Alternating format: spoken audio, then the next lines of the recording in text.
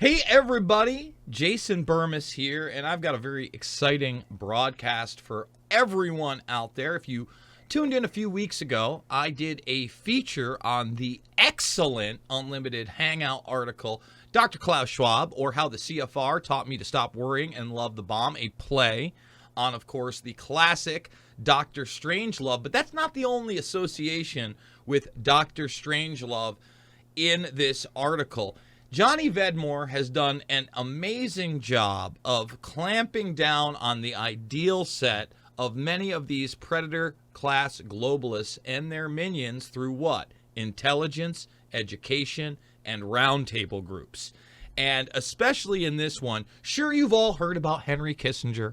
A lot of you may not know the inner workings of Mr. Kissinger, but there were two others that were featured in this, Galbraith and Kahn, that I knew little to nothing about, and especially did not know that Kahn was part of the model, a conglomerate of several characters that Peter Sellers acted as Dr. Strangelove in the film. He's one of these pragmatic people that puts everything out, highly intellectual, but at the same time, not at the socio-economic class of some of his nepotistic partners, but ends up being a mouthpiece. And actually, in this article, he ends up being probably the most reasonable one, as he's the only anti-Malthusian.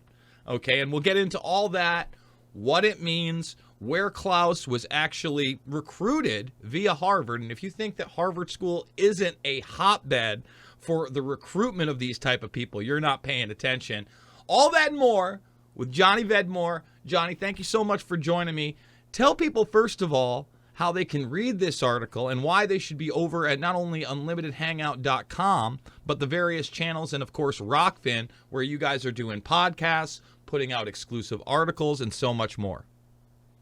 Yeah, man, I'm literally in the process of opening up my own Rockfin channel for my own media stuff as well. I've got something called fungymonkey.com, which is like where I put all my media stuff. That includes police auditing and articles, read-throughs of articles, anything that's associated with it.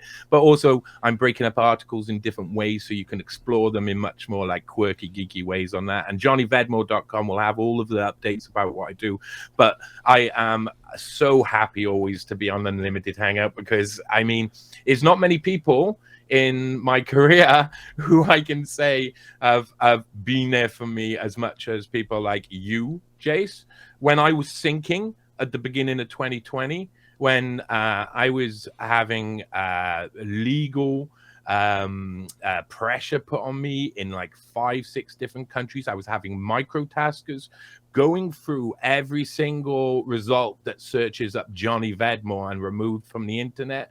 When I was being censored to that level, there was only literally 3 people who had me on to talk about that. You're one of the people. And by the way, you know, the one for my audience to know, your videos were eventually taken down on that topic of an Epstein associate. 2.5 weeks. 2.5 weeks. The last one, I remember contacting you and saying, listen, I'm sinking here. I got no way to get any information out. It's worse and worse. I just need to have a billion.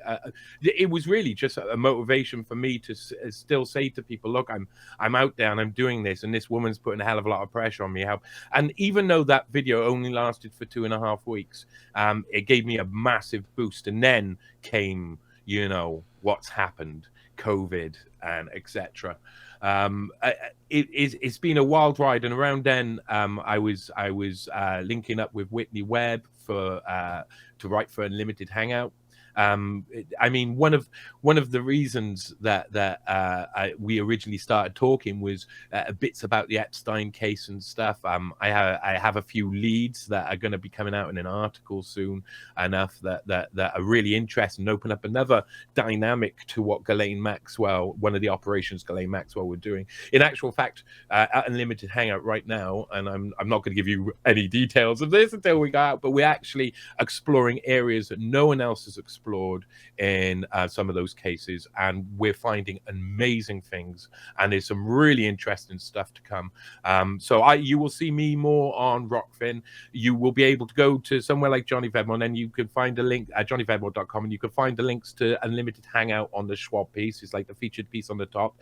There's also John F. O'Donnell, who's doing a read through, who's a comedian who's also on Rockfin, does a wonderful read through of it. And I'm going to be adding loads more content, including your stuff on this, so that people can dive into this article in different ways. That if you're not wanting to read a 7,500 word article, because even me, I've through research, I learned to speed read. I learned to take out information. I learned to look for the information I need to. Sometimes you have to sit down and read the whole thing, but most of the time you're just flipping through things and you're going from place to place, trying to find it, trying to map everything together and collate all the most important information. I want to have a place where all people can go to find this work and explore it in all different types of ways. So you can find it first and foremost, Unlimited Hangout. Go there, because there's so much work going on there, and I'm really proud to be a part of that. Absolutely. And just to show people how the censorship is far, far, far from over, and how it hits home to what we're talking about, just this week, YouTube decided to take off mine and Whitney Webb's almost hour-long conversation on the Epstein cover-up continuing during the COVID-1984 nightmare. Apparently, medical misinformation wasn't a cyberbullying one, although they did take down several of my Epstein videos according to the cyberbullying policy as well. But censorship is, alive and well. For people that doubt me on that, here is the list of 8 videos that were taken down as my strike 2 a little over a month ago, and there they are. Your content, Epstein cover-up, can it go viral? What needs to be understood? And of course, does Ghislaine Maxwell have the tapes? That's where I was debunking the QAnon nonsense and the idea that there were dead man switches and people were scared that Ghislaine had the tapes. Oh, we can't have that. You can't be predicting. I think they've answered your question there with the your content, the Epstein cover up, can it go viral? No, it can't. No, censor. And to speak to that before we even get going, think about this, Johnny. For all those people that want to invest in the right-left paradigm or hero worship, someone like Tucker Carlson, who, hey, right now is the best thing on mainstream media. You can't argue with that. There's really nobody going as far as him. He's not great. But I didn't see the story about Jean-Luc Brunel anywhere in Western media. I didn't see it on CNN. I didn't see it on MSNBC. I didn't see it on Fox News. Quite frankly, internationally, I didn't see it on the CBC. I didn't see it on the BBC. Go ahead, Johnny. Yeah, there's one thing about this that I'm really entering into now, and I'm trying to break into that. I was talking on a podcast on a station called Kanaal 13 in the Netherlands. And this guy is going out of his way to try and bring the information into the country. Now, for us who live in America, Britain, Australia, Canada, and most of the world, you can take in all of this English-speaking media. But people in places like France and Germany, their internets have been so sealed off, so carefully manipulated. They're mostly searching in their own language, so they're not going to come across any of our work. It makes them, in each of the countries in Europe that all have a separate culture and a separate language, are all like kind of separate bubbles that are sealed up in all different sorts of ways. So it's really hard to get information, and we're trying to work out how to get information into each of the countries. So for instance, that first Nicole Junkermann article from 2019 is just being translated into German now. That's the first time that it is happened. Now that's going to be a cause. I'm about to end that whole thing. But remember, don't mention her in the comments at the bottom. Don't put her in the. Those were some of the very videos that were first taken down. Now, they started it with copyright excuses about thumbnails and other countries. They literally went through every avenue they could before they went hardcore censorship, which they eventually did. And this was even pre-COVID 1984. You mentioned 2019 is when you did that hard-hitting piece. Excellent piece. I would encourage people not only to read the one we're talking about, but that and all of Johnny's work past. You actually have to read. Okay, it's not just a sit down BuzzFeed article where like you said, it's 180 words and you're done. It's a headline and some garbage. No, you're going to spend 25 minutes to an hour. And if you're honest with yourself and you want to peruse some of the issues that are discussed, you're going to be in there for a couple hours. So let's hey. I tell you what, in the last article, in this article that we're about to talk about now, if you were to go in and look at every single source I've added in there, read every single document, read every single book, you're going to be busy for 2 months. You're not going to be busy for a couple of hours. You've got multiple books. Each of the books, I've tried to make sure that when you hit the source, it goes to the point where I'm talking about. So you go to the actual section that it's referring to. But those are full books that are extremely interesting, explore dynamics that we've almost forgotten in our society, almost like in an Orwellian sense, pushed out of the common knowledge until eventually we don't know what happened in 1950s and the 1960s. We don't understand how people were reacting to this pressure, and then they're just able to rinse and repeat the same process, and we don't recognize it as something that is a process they just implanted on us in the past to control us, and it's a process of fear and of imminent doom. Yeah, and limited hangout. That post-World War II era, not that we didn't have propaganda before then, not that we didn't have intelligence agencies, not that we didn't have compartmentalization, but compartmentalization, especially during the Manhattan Project, was really utilized to an extent after, Western powers took over. But that was the model. And that's why we have guys like Herman Kahn. And that's why we have movies like Dr. Strangelove, where you have these people in circular groups inside the Pentagon wargaming scenarios that you and I would think are horrific and that Kubrick himself took on in a comedic fashion. So let's rewind it, okay? Let's talk about Harvard, because a lot of people, at least my audience, is well aware, for instance, that Western intelligence agencies, in large part, were derived from the royal class, right? The upper echelons via places like Yale and their secret societies. Skull and Bones. We have I believe the movie is The Good Son, where you have Robert De Niro and Matt Damon, and they show you Deer Island. And basically, post-World War II, the OSS, utilizing Skull and Bones, collegiate groups, secret societies, to start the Central Intelligence Agency.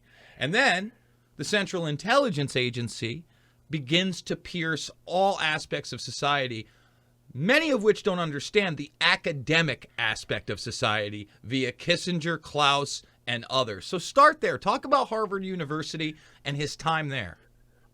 Well, there's some right. First of all, there's some interesting stuff when you mention the media that's out in the world, and I mean, of course, this piece has a title. It's associated with a certain movie, but it's all associated with that certain movie because it's about the absurdity of nuclear war and that paradigm. But if you look at other movies of that we've seen only in the past 20 years, A Beautiful Mind. Do you remember that with Russell Crowe? You mean the guy that's going into being a lunatic and has a chip in his hand in a fantasy world? Yeah, and he's the actual person who invented game theory. One of the main people who invented the idea of game theory. And this movie shows him as being like this nuts guy who also had to deal with all of this psychosis because he thought he was being chased around by the CIA.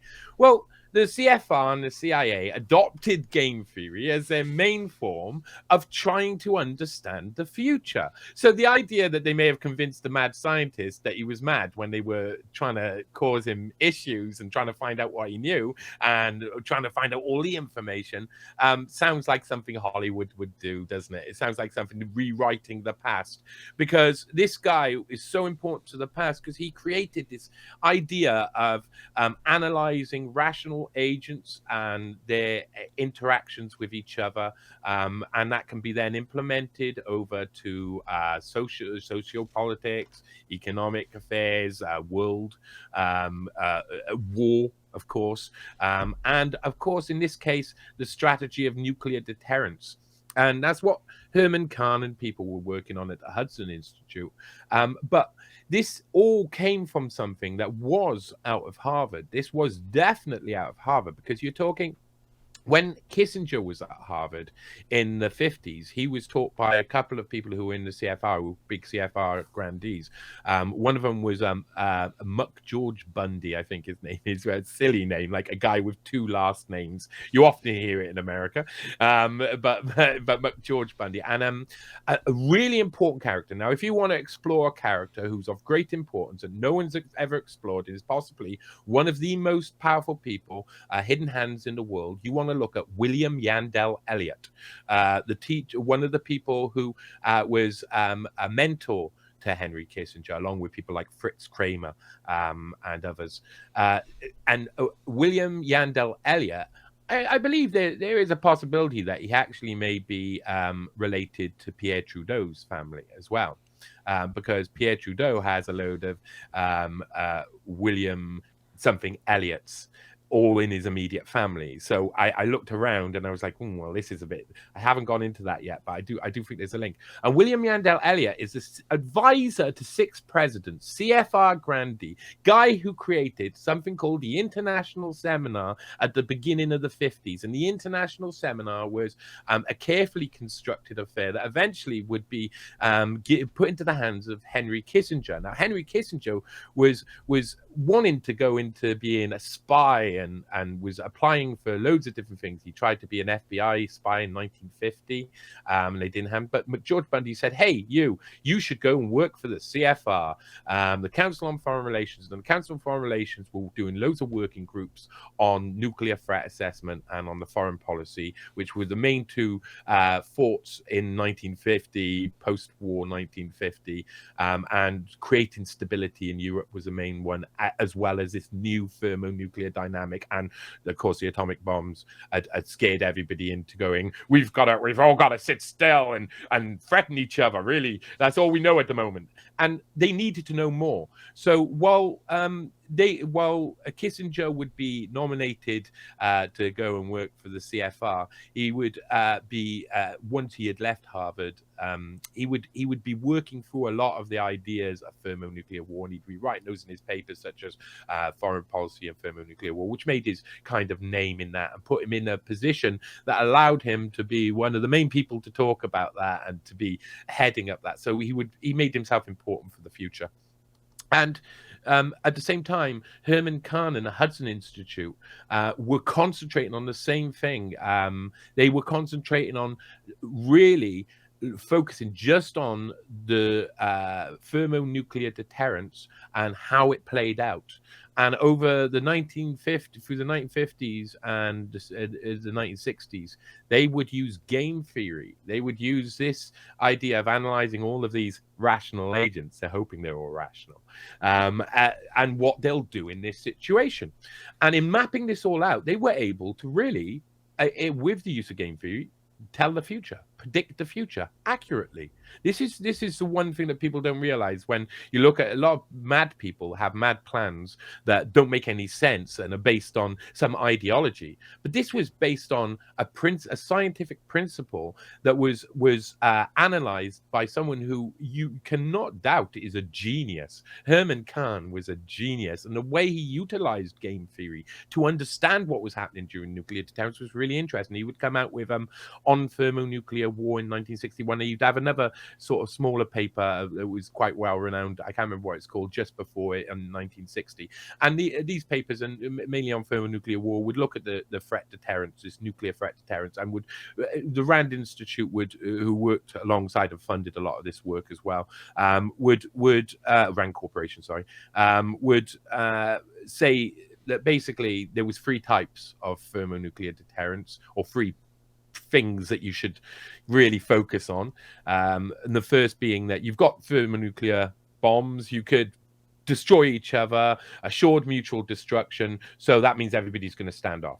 So they've decided, from all of the working out we can do, it means that we are left in a world where everybody could do it, but unless it's an accident or it's like someone being malevolent or it's done on purpose, sabotage by one person, then it's very unlikely that we're going to see that, like really extremely unlikely, because no one wants to die. So, pressing the death button isn't a good idea. So they said that means that it leaves us in a situation where politically there's a dynamic where these two people have got these really big weapons, and that's going to affect the regions and how it plays out. And it can no longer be like you can just send in an army and take over an entire country. So that was positive for the idea of rebuilding this fractured Europe that had gone through 2 world wars. And they like that. They like developing that theme. Oh, you know, this Europe is divided because they're all different countries, all speak different languages, they're all, you know, they haven't got the same sort of shared common values that we could later install in them, and we need to work on that eventually. But first, what we need to do is make sure that they don't kill each other on the ground while we're threatening to nuke them from above on both sides. Because really, you've got to understand, from Europe's perspective, Europe's not really a nuclear power at this point. You've got the Russians and the Chinese in 1964. The Chinese will get nukes, but the Russians on the one side, and you've got the Americans on the other side, and you're sitting in between them, and everybody in Europe is crapping themselves for the entirety of that time. The same as a lot of people, because we got the, you know, all through the 50s and the late 40s, they'd ramped up the propaganda. You constantly had the fear that any time you were going to get a nuclear attack, duck and cover, you know, learn all of these different techniques that may save you, but it's not likely because your skin's going to all come off and you're going to die horrifically. So and Johnny, let me talk about that for a second, because that's what really in this era legitimizes things like the United Nations, NATO alliances, right? The idea of the Club of Rome, what eventually will become the European Union, through roundtable groups that are a little bit more condensed, like the Bilderberg group that we know that Klaus had attended, has a large World Economic Forum influence on it. You had Etnion Davignon over a decade ago, probably 15 years ago, admitting that meetings at the Bilderberg group are what brought in the European Union and the Euro. So piggybacking on this idea of mutually assured destruction and these superpowers post-World War II, really invigorates these type of roundtable groups, legitimizes world government and alliances, and sets up this, you know, modern stage for a push for a very real, quote-unquote, fourth industrial revolution and now new world order, which is on the table. Hey everybody, Jason Bermas here, and what you just watched was just a small portion of my amazing, over an hour-long interview with Johnny Vedmore. If you'd like to see the whole thing, it is available for free in full at 2 places. One, via the Rockfin. Make the free account if you want to financially support me. Make the premium account, then you get everything premium, including unlimited Hangout, including Max Blumenthal, Michael Tracy, Slow News Day, The Convo Couch, Nico House, and so many others. Or go check it out over at Podbean in both audio and video form. Again, the full deal, over an hour plus with Johnny Vedmore on Klaus Schwab, the CFR, the CIA, and so much more. That's where to find it. I love you guys, and I'll see you on the flip side.